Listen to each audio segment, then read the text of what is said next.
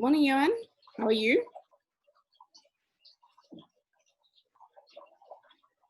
Can you see me? Yes. Okay, and I can hear you. How are you? I'm very good. How are you? I'm well, thanks. I haven't heard from Leanne this morning. So if you're okay, we can still go ahead. She'll join in once she sees the... Is that okay? Yeah, 100%. All right. Okay, so do you have anything in particular that you wanted to talk about? Because it's so vast. You know, I've been thinking about it all morning, and I'm just like, because I think we're all on the same page, or we can all agree on the same things. But the question is, how do you fix it? You know, it's like,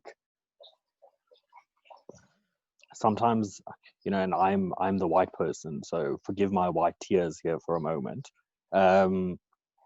It's a problem that my people created, and it's my responsibility or our responsibility to fix it. And I just don't know sometimes how to fix it. And I hate asking the person of color how to fix it, because it's not your system, it's our system that we created. It's up to us to fix it.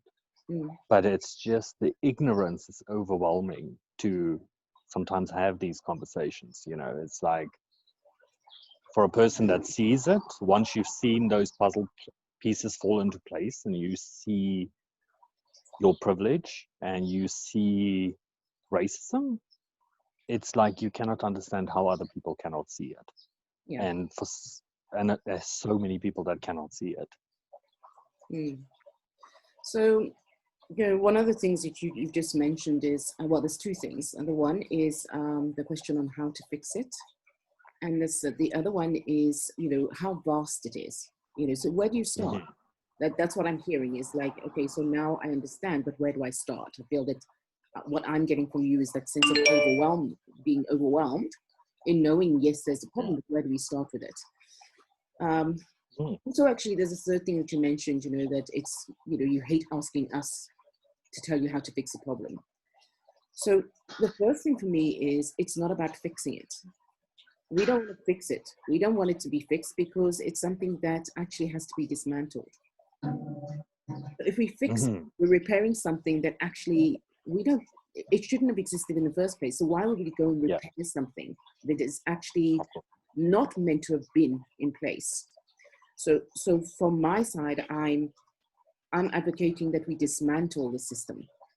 And if we use the word dismantle, it gives us a place to start. Because if we use it to dismantle, we know that there are so many different components of it. So it's in the workplace, it's in the schools, it's in the way housing is allocated, it's in the way we are given access to finance. So there's all those different areas, those are a few of them. It's embedded in the system. So if we're dismantling, we can then say, okay, yeah, it's huge, it's massive. At least I have a part that I can play in this particular area of society. So I don't want people to fix it. I don't want people to, and I don't want reform. It needs to just be dismantled. And once it's dismantled, or whilst it's being dismantled, we can't wait for the once, you know, first do this, then that. So whilst it's being dismantled, how then are we addressing the current situation where we need to then be changing the narrative? And for me, it's about hearing and listening. That's the thing.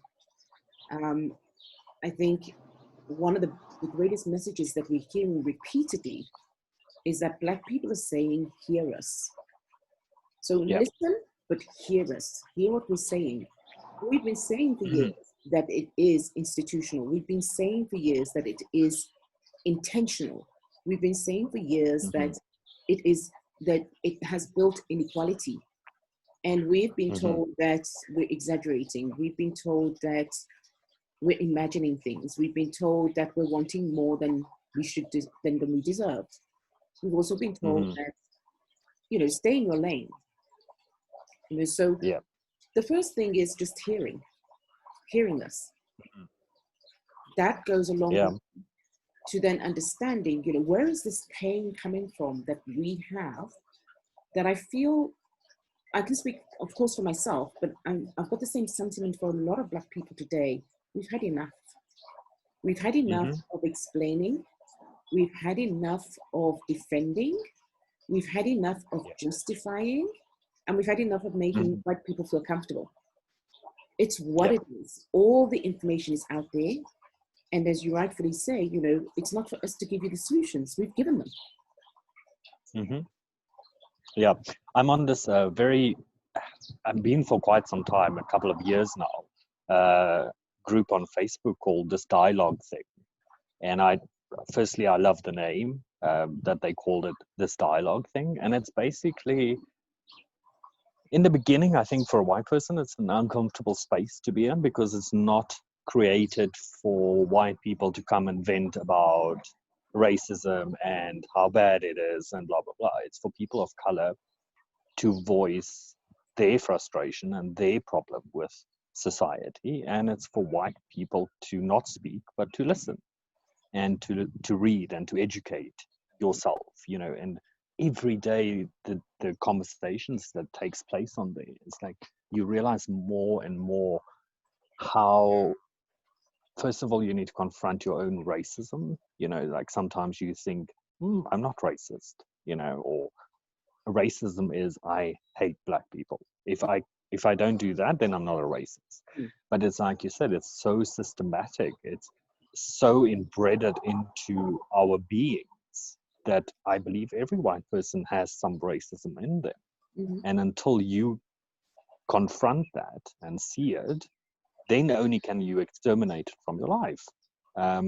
But you have to see it to be able to change it. Yeah, absolutely. And the first, as I said, the first step then is to listen and hear. Because most people listen, but they want to then be stepping in to say, yes, but I'm not, yes, but I've got a friend who, but you know, and that is not listening and hearing. It's actually just being still in the moment and it's uncomfortable, and just being still with that uncomfortableness. Because for so many years our voices have been silenced. I'm at the moment on one of the posts that a white coach has posted. She's been very brave, and there's a very serious conversation going on. Every single one of my posts, my responses are censored because she's having a real conversation about race, where, you know, we can talk about things that, and I think it's because if you put together certain words, you know, Black, colored, white privilege, Facebook is censoring it, which just shows you how embedded it is. She wants the conversation, eventually it gets approved, but it goes to show how much we are censored and we can't just use what we have to say. And I think even more so in you know, this all started with America, the whole movement that's going on now. But you know, if you think it's bad over there, then I want to call on them and say, hey, do you want to come and have a look around here? What's happening over here? Because it's 100 times worse here, you know. Like I was saying the other day, is like this whole the domestic workers returning to work now, amongst this COVID-19. I don't think I've seen everything, and I don't know if I want to see everything, but I think that this COVID-19 is just yet again another excuse people can use to perform their racist behavior, you know, from what domestic workers would be subjected to for coming to work in a privileged person's house. You know, you must, I don't know, wear a mask or sanitize yourself, or using absolutely no logic to the whole approach. And yeah, it's a mess. Yeah, so 2 points there. The one is the situation in America. One, I think it really is one of those moments where Leanne mentioned it, like a Hector Peterson moment for the world. So where the entire world, this is going to shift a lot of things. And I have got goose pimples when I say that, because I believe it is true. It's a catalytic moment where we've been saying we want change. We've had so many of these deaths on camera, and things are supposed to change, but each time it hasn't. I think this time with Floyd's death, it will change, and it will change for everyone, for Black people, for white people, for Indian, for everyone. And I do get upset when I hear people comparing that my pain is worse than your pain. So, what's happening in America. So I hear what you're saying, but I say this also to fellow Black people here in South Africa who are saying that why are we making such a fuss about that and not about us? Because what that does, it lessens the actual issue. It actually distracts from the issue of the discrimination, of the inequality. Why did it happen in the first place, whether it's in the States or it's here? The issue is the inequality, the discrimination that creates these kinds of situations. And I say to fellow Black South Africans, nothing stops you from mobilizing and for also making a massive racket about what is happening and what is happening under COVID. Especially what's happened over COVID, because South Africa has its own unique racist issues. There's a collective racist issue across the world, but each country also then has something that's been built into their own systems. So in America, it's enforced visibly by the police brutality. In South Africa, it's enforced covertly by the legacy of apartheid. So anytime I mention the word apartheid in any conversation with Black people or white people, there is a big response to the word itself. So people don't hear what I'm trying to say. And COVID for me has actually illustrated exactly what I've been saying. I've been here for 20 years. I'm not South African. I think you can tell by my accent, I'm British. But I've been here for 20 years. And I've seen this country grow and develop in terms of the urban developments, and how we've grown places like Sandton and places like Fourways and in Cape Town, in Durban. All these cities they've grown massively, and you see it by the discomfort that we have in the increased time that we have to spend in traffic. But I was saying that at the same time, if I take Sandton, so we build these mega blocks, these mega beautiful office blocks to represent our fantastic progress, that we can show the world we're a first world country. But we don't put in the infrastructures that would support the people serving the businesses. So instead of taking an hour now to get to work, it now takes 2 hours. For the people, the Black people, instead of taking 2.5 hours, it takes 4 hours. In that time, they are not with their families. They are not, they can't spend time educating their kids. They can't run around doing all of the extramurals. One, because they haven't got the money, but two, they haven't got the time.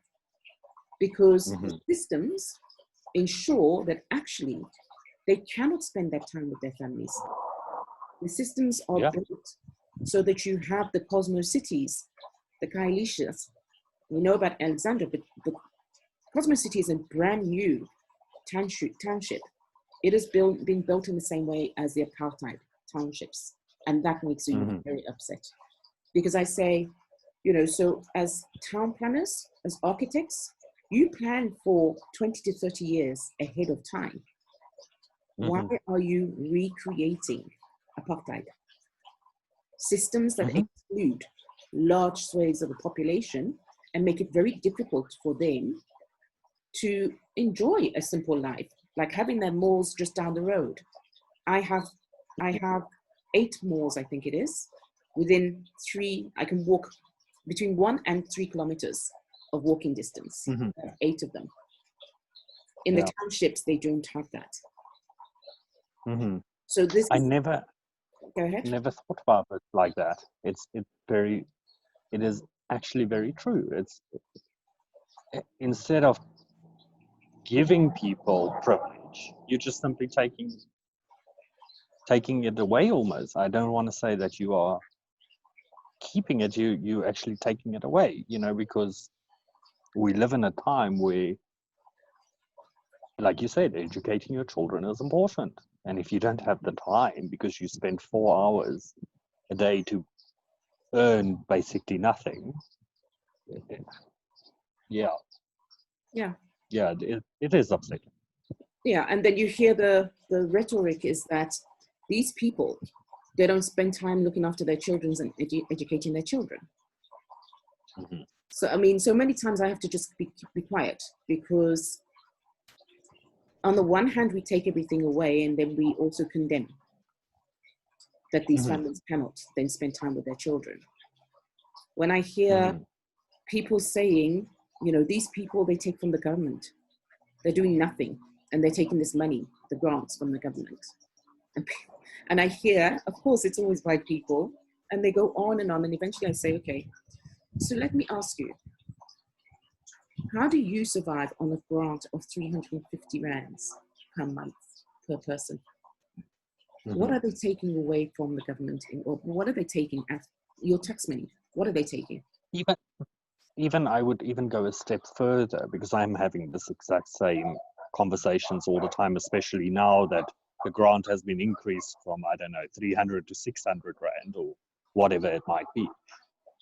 It's, yes, what do you do with it, with 300 or 600 rand?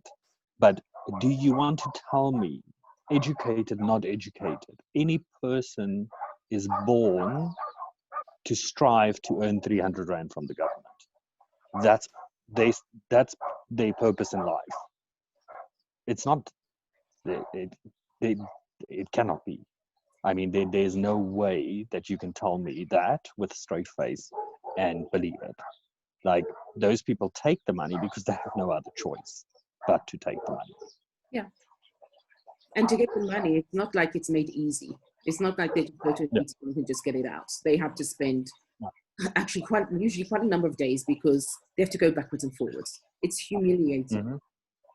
It's not something that is, oh yay, here you go, on off you go. Mm-hmm. So things like that, I honestly, most of the time I just don't bother getting into the conversation, because the person who's saying that from their white privilege is so far removed from what is actually happening in this country.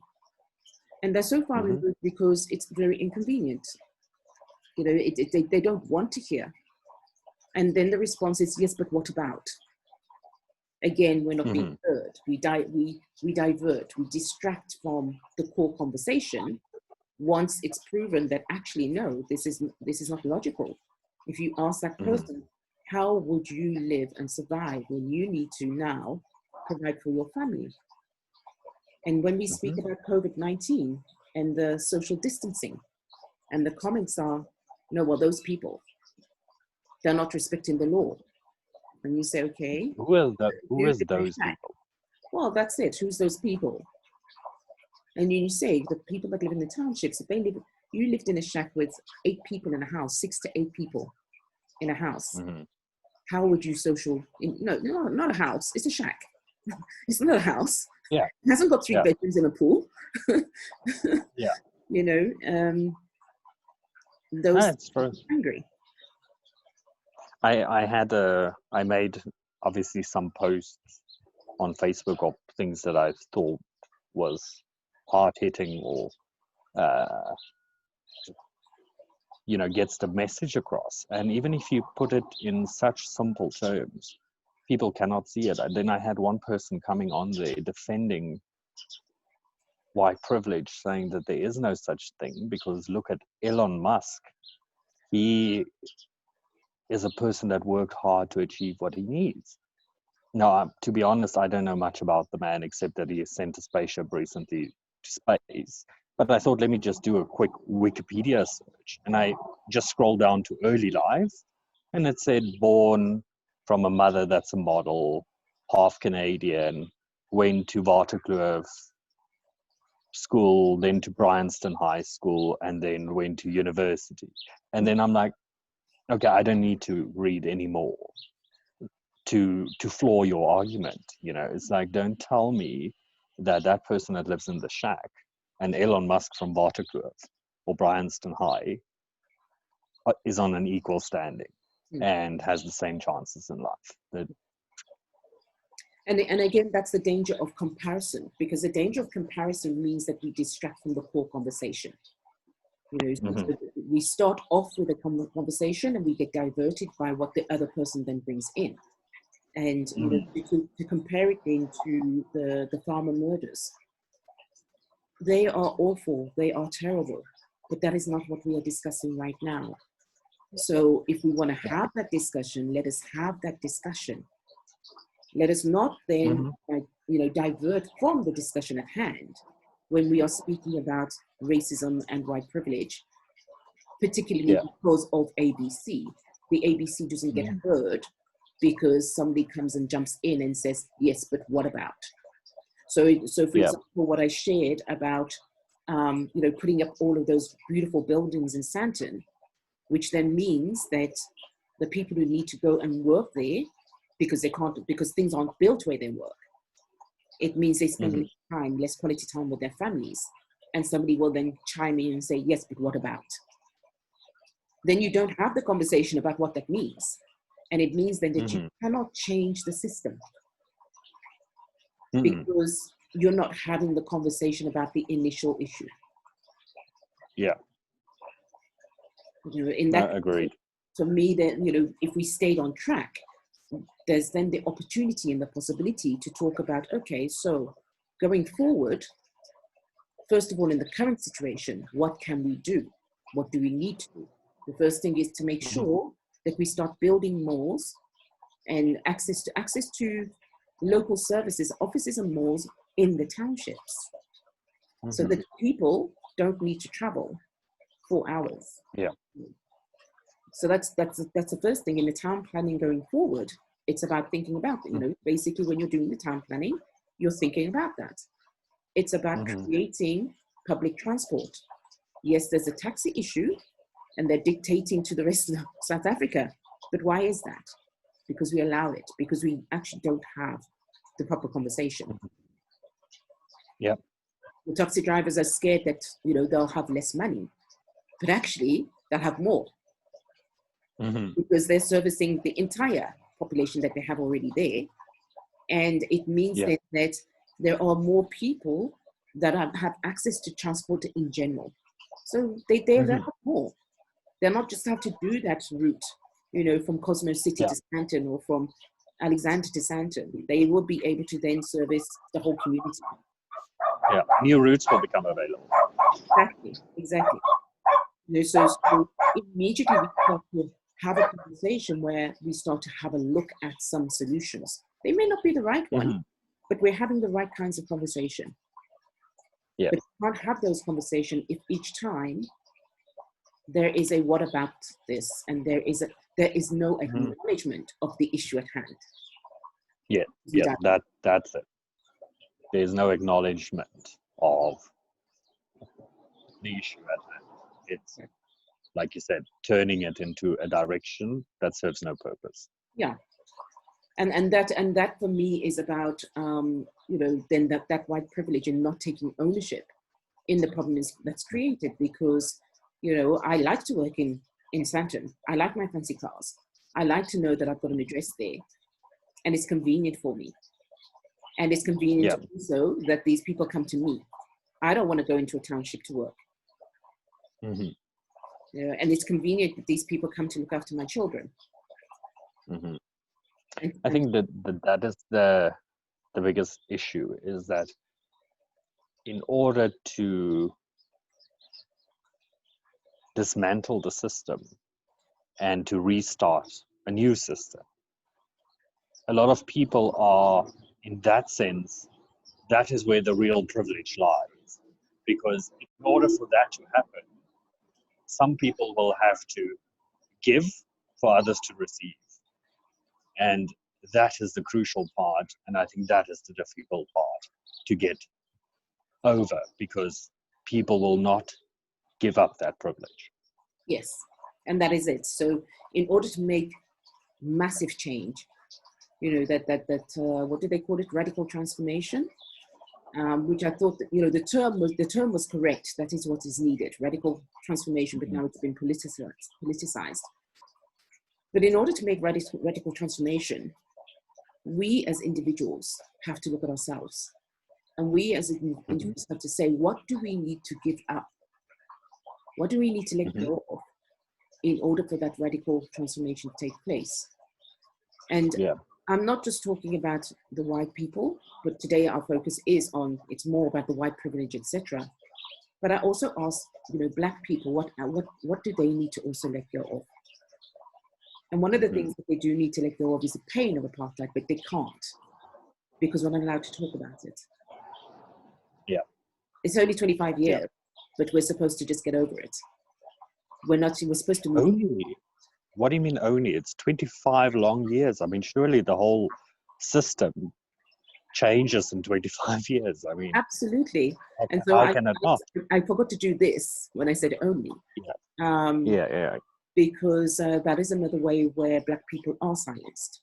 We're told that we cannot talk about things like that, but we can focus on war. We can focus even on Auschwitz and the Second World War and 9/11. So we're allowed to even have special days, like big celebrations still, so many years afterwards for those things. But for some reason, we're not allowed to discuss apartheid, and we're not allowed to talk about the pain that it has caused, and we're not allowed to talk about the legacy which can be seen in everyday life. I was looking, especially on TikTok, which is I barely know how to operate Facebook, but I went to look what is this TikTok, because I just hear the name, and it's mostly young people, I would say 16, 17, 18, 19-year-old that make silly little videos. But when there's also sometimes you can gain access to the mindset of the youth and what they're thinking, and it is incredibly sad to see people of that age having the same mentality or similar to what my father's generation had. It's like I see people putting up a post, Black Lives Matter, then all the trolls jump and say, yeah, but what about the farmers? What about this? What about that? And then very quickly that video gets removed and replaced with a new one with all lives matter. Oh yes. Because it's cool. It's what the social norm dictates to me in order to gain my followers, or I don't know what the mindset would be, or but it's just, and these are young people. These are 17, 18, 19 people that don't know how the world works, but they already have that approach.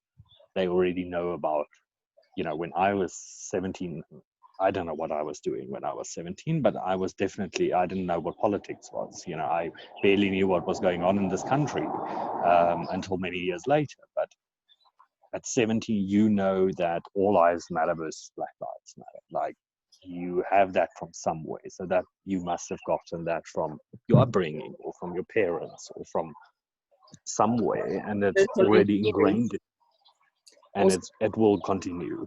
Yeah. So I think we also need to then talk about the social engineering, because in order to silence people, also you do a counter movement. So that your original message and its intent is lost. So all of the the propaganda, I'm not sure if you know about Cambridge Analytics and the campaigns that they ran deliberately to cause division around the elections and to influence the outcomes of the elections. So those campaigns are going on, and I know that actually a lot of people don't realize how much they're being manipulated by these fake accounts that then drive the narrative to shut down voices that are opposed, voices that are different to what the norm is. It's most definitely so. I mean, I look at my personal Facebook account. You know, the other day I went to Donald Trump's Facebook page just to see what the idiot is saying in response to all of this. And guess what happened to my Facebook page? It transformed into a page that I thought I was logged into a different account, because all of a sudden I'm seeing Fox News stories suggested for me, articles suggested for me that, quite frankly, I have no interest in, or is completely out of my normal, or what I normally see on Facebook. And that changed within a day. Yeah. Yeah. And that is actually terrifying. So when you speak about, you know, the young kids on TikTok, those are targets, you know, so that the narrative remains the same, so that we don't actually have sympathy and empathy for the subject at that point, which is, you know, we're not saying that that white lives and other lives don't matter. We're not saying that we don't care at all. It's the opposite. But what we're saying is Black lives matter too. So maybe that's what the hashtag should have been, you know. No. I know it's no, but but I'm saying if it required that in order for people to understand what we meant, so that they don't, you know, have but to. again, this goes to Black people having to educate white people on a topic that is so easily accessible. Like, it will literally take you 2 Google searches to educate yourself. Yeah, and there are those that, yeah, agreed. But as you said, it takes two clicks to educate yourself. But what I'm finding that there are many people also who don't want to. It's inconvenient for them, because then it would mean that they would have to be empathic. Yeah, because like I said in the beginning, it's like, when I first, look, I was not always on this page that I am on now. You know, that I was probably, rewind the clock, I was probably also a person that would have said all lives matter. And then when I just took the time and I went to read it, it's like the puzzle pieces fall together. And once you see it, there's no way you can unsee it. There's no way it can leave you. You know, once you've seen it, you've seen it. It's there. You know, it's like there's no argument can be made against it, or that it's not true, or but this or but that. And people just need to see it. Yeah. And they need to hear what we're saying. So what's the intent? You know, at no point did we say that other lives did not matter. And at no point are we saying that. We're just saying that, you know, we are human beings also. You know, and that is something that I've posted from time to time, just to say, in fact, this week I just posted, you know, can we just be treated as human beings? That's it. We're not actually asking that much. We're not asking money. We're not asking this. We just asked to be treated like you are being treated. Yeah. That's it. Yeah. And it's also about, you know, if we say that somebody has said, you know, we've been insulted, and it's a proper racist insult. And we're asked, are you sure you heard right? Surely you didn't mean that. No, you must be misinterpreting. You know, and I wrote about that this morning on my page, Facebook page. I just said, you know, when somebody's actually making monkey noises at you and imitating a monkey and calling you racist, how can you misinterpret that as being something that it's not? Yeah. Yeah. Yep. So it's in those senses as well, of where it's inconvenient for the white person to hear that a friend of theirs might have been doing that, or a parent might have been doing that. It's inconvenient to hear it. So instead of hearing what we're saying, just saying, oh my God, I'm shocked. That's disgusting. That's all they need to do. But no, instead the response is actually the opposite. Well, they didn't mean it like that, you know? Yes. And it's all those many things that were silenced. So, I mean, for a first session and a first attempt at having this discussion, you and I don't know. And I'm going to strangle Leanne for not being here. I haven't seen her in, I don't know, maybe 5 years. Oh. She doesn't show up. Yeah. Yeah. No, but it's fine. I met Leanne actually 5 years ago. So she, instead of having you as a friend, she now has me as a friend. No, definitely. But I think we should, I think for me, I kept saying to myself, what is my role in it? Surely my role can't be 3 Facebook posts a day and tomorrow we move on. And I think, as difficult as it may be, you have to have those conversations with your fellow white people, and I, as a white person, have to bring the horse to the water, at least, and call out racism. I think it should not be up to black people to call out racism. Cool, we've done the it moment for white years. people, Yeah. the moment white people will call it out. And I think, what I think the little bit of positivity I saw in all of this movement is a lot of people compared it to previous protests or different protests, and again comparing, but they compare it, and the difference this time around is there's more people actually hearing the message.